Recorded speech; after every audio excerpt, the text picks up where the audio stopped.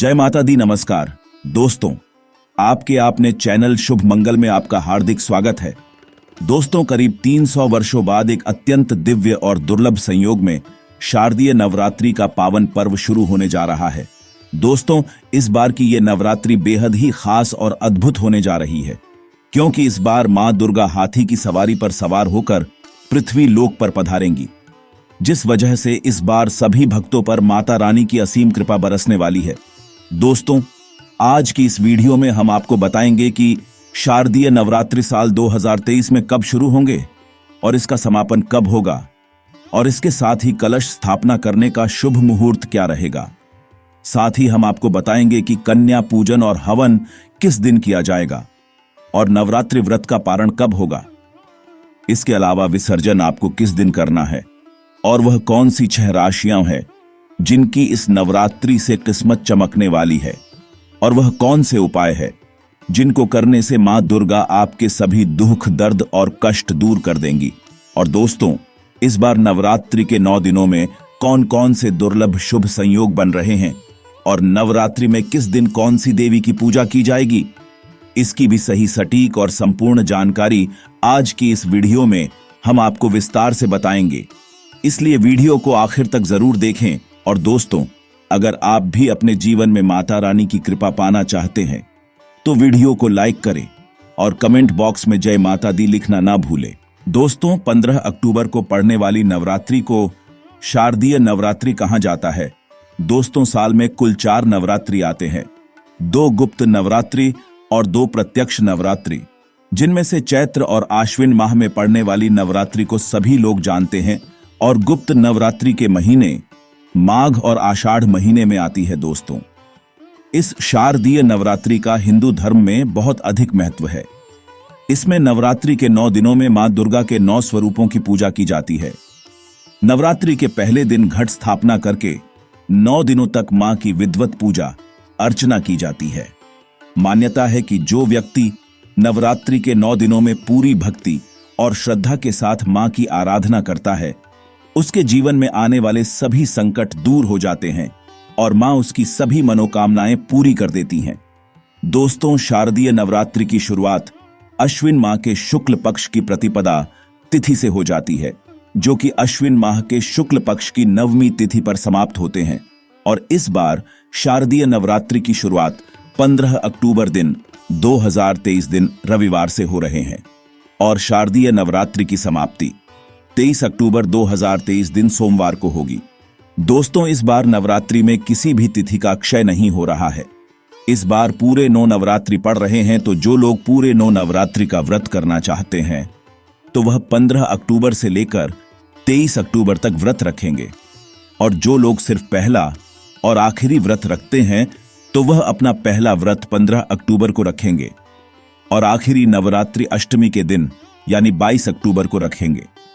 दोस्तों, नवरात्रि के प्रारंभ में ही घट स्थापना यानी कलश स्थापना की जाती है। कलश स्थापना करने से घर में सकारात्मकता का वास होता है और घर में खुशहाली आती है। घट स्थापना के बाद ही 9 दिनों तक अखंड ज्योति जलाई जाती है और ध्वजारोहण भी किया जाता है। दोस्तों, कलश स्थापना हमेशा शुभ मुहूर्त में ही करनी चाहिए और कलश स्थापना प्रतिपदा तिथि में करना श्रेष्ठ माना जाता है। और इस बार प्रतिपदा तिथि की शुरुआत 14 अक्टूबर 2023 की रात को 11:24 पर हो रही है और प्रतिपदा तिथि की समाप्ति 16 अक्टूबर 2023 की तड़के 12:23 पर हो जाएगी। और बात करें कलश स्थापना के शुभ मुहूर्त की, तो घट स्थापना का शुभ मुहूर्त 15 अक्टूबर को प्रातःकाल 6:30 से लेकर सुबह 8:47 तक रहेगा। और इसके अलावा आप अभिजीत मुहूर्त में भी कलश स्थापना कर सकते हैं, और अभिजीत मुहूर्त सुबह 11:44 से लेकर दोपहर 12:30 तक रहेगा। इस शुभ मुहूर्त की कुल अवधि 46 मिनट की रहेगी। दोस्तों, अब हम बात करेंगे नवरात्रि के 9 दिनों में किस दिन कौन सी देवी की पूजा की जाएगी और आपको कन्या पूजन, हवन और व्रत का पारण, विसर्जन किस दिन करना चाहिए। तो आपको बता दें कि 15 अक्टूबर 2023 दिन रविवार को प्रतिपदा तिथि रहेगी। इस दिन घट स्थापना के साथ मां शैलपुत्री की पूजा की जाएगी। वहीं 16 अक्टूबर 2023 दिन सोमवार को द्वितीय तिथि रहेगी। इस दिन मां ब्रह्मचारिणी की विधिवत पूजा अर्चना करें और 17 अक्टूबर 2023 दिन मंगलवार को तृतीया तिथि रहेगी। इस दिन मां चंद्रघंटा की पूजा अर्चना की जाएगी। वहीं 18 अक्टूबर 2023 दिन बुधवार को चतुर्थी तिथि रहेगी। इस दिन मां कुष्मांडा की पूजा अर्चना करें। 19 अक्टूबर 2023 दिन गुरुवार को पंचमी तिथि रहेगी। इस दिन मां स्कंद माता की पूजा अर्चना करें। 20 अक्टूबर 2023 दिन शुक्रवार को षष्ठी तिथि रहेगी। इस दिन मां कात्यायनी की पूजा करें। 21 अक्टूबर 2023 दिन शनिवार को महाकाल रात्रि की पूजा की जाएगी। वहीं 22 अक्टूबर 2023 दिन रविवार को अष्टमी तिथि रहेगी।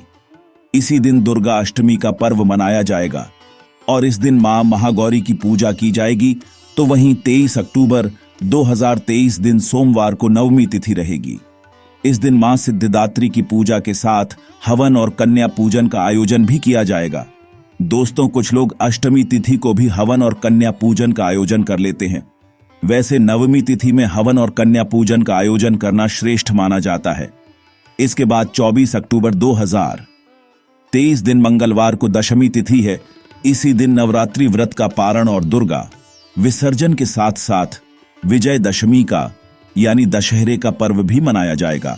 दोस्तों, इस बार नवरात्रि में मां दुर्गा का आगमन सिंह पर नहीं बल्कि हाथी पर सवार होकर आ रही है और इस बार सर्दी नवरात्रि में मां दुर्गा के प्रस्थान की सवारी मुर्गा रहेगी। चलिए अब जानते हैं कि नवरात्रि के 9 दिनों में किस दिन कौन कौन से शुभ और दुर्लभ संयोग बन रहे हैं। दोस्तों, इस बार नवरात्रि में कई सर्वार्थ सिद्धि योग बन रहे हैं। 15 अक्टूबर को वेदयति योग बन रहा है। 16 अक्टूबर को विश्वकर्म योग, लक्ष्मी योग और बुध आदित्य योग बन रहा है। 17 अक्टूबर को लक्ष्मी योग, बुध आदित्य योग और प्रीति योग बनेगा। वहीं 18 अक्टूबर को आयुष्मान योग, सर्वार्थ सिद्धि योग और पराक्रम योग बनेगा। इसके बाद 19 अक्टूबर को सौभाग्य योग, पराक्रम योग और बुध आदित्य योग बनेगा। 20 अक्टूबर को शोभन योग, रवि योग और पराक्रम योग बनेगा। 21 अक्टूबर को शुक्रमा योग, त्रिपुंस्कर योग के साथ बुध आदित्य योग भी बनेगा और 22 अक्टूबर को तृतीय योग, सर्वार्थ सिद्धि योग और पराक्रम योग बनेगा। इसके बाद 23 अक्टूबर को सूर्य योग, बुध आदित्य योग, पराक्रम योग के साथ इस दिन सर्वार्थ सिद्धि योग भी बनेगा। दोस्तों, इस बार की नवरात्रि बेहद ही खास होने जा रही है।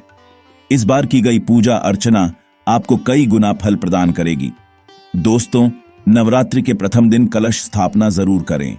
नवरात्रि के प्रथम दिन यानी प्रतिपदा तिथि में आप प्रातःकाल सुबह जल्दी उठकर मंदिर की साफ सफाई करें।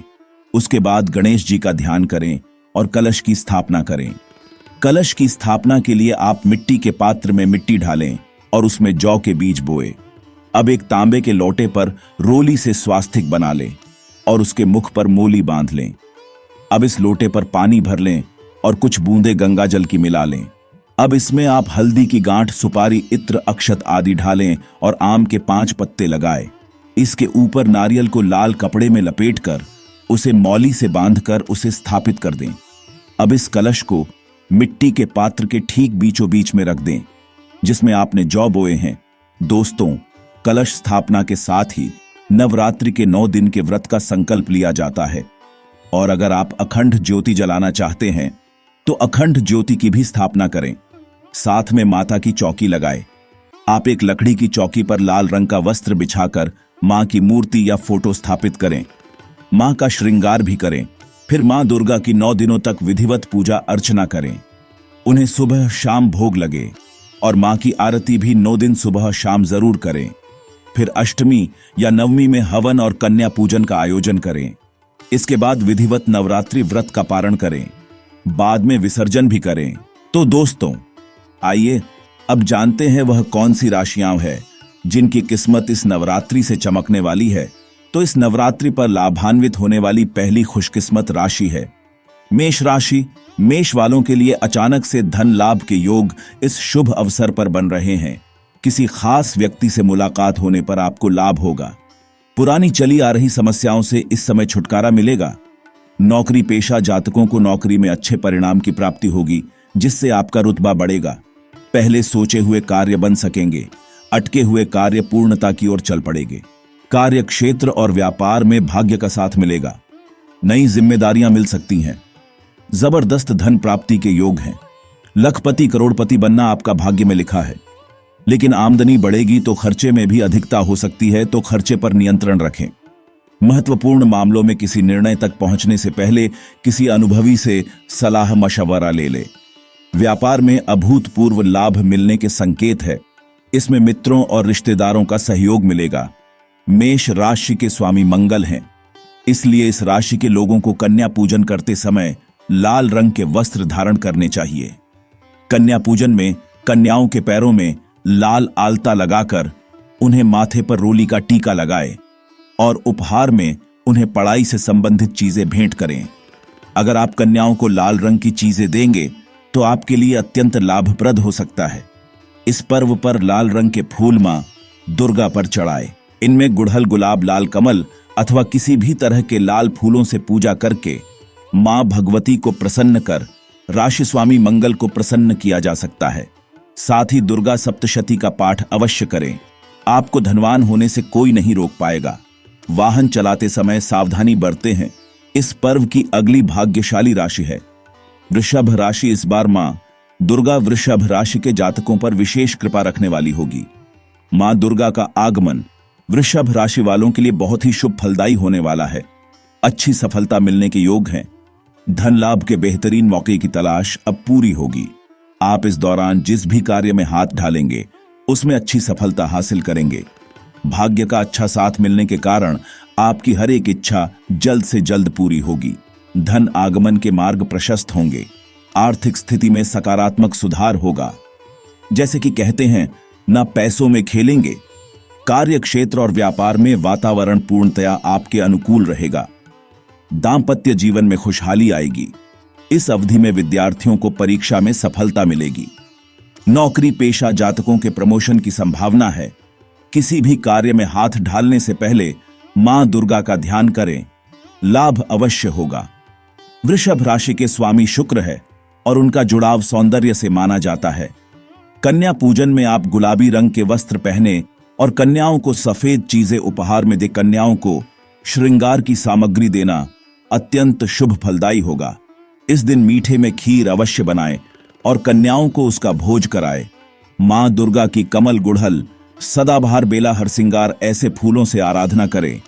इससे शुक्र की शुभता में वृद्धि होगी। आपको भौतिक सुखों की प्राप्ति होगी। भवन, वाहन, जायदाद इन सब में लाभ होगा।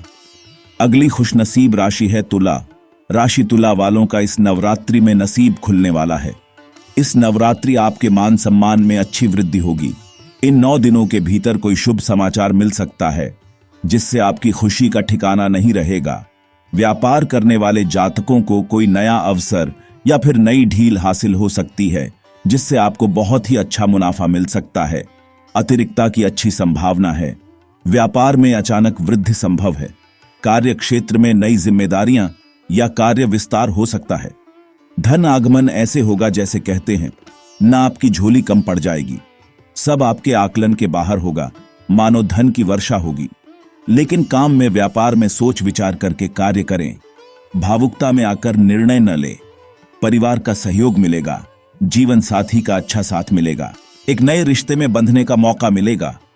तुला राशि का स्वामी शुक्र को माना जाता है, इसलिए कन्या पूजन में कन्याओं को सफेद चीजें जैसे खीर या कलाकंद खिलाएं और उन्हें सफेद चीजों का दान करें। कमल, गेंदा, गुड़हल, जूही, हरसिंगार, सदाबहार, केवड़ा, बेला, चमेली ऐसे पुष्पों से मां भगवती की आराधना करके उनकी अनुकूलता और शुक्र की कृपा प्राप्त की जा सकती है। मौसम के बदलाव का सेहत पर असर पड़ सकता है, तो थोड़ी सावधानी बरतें।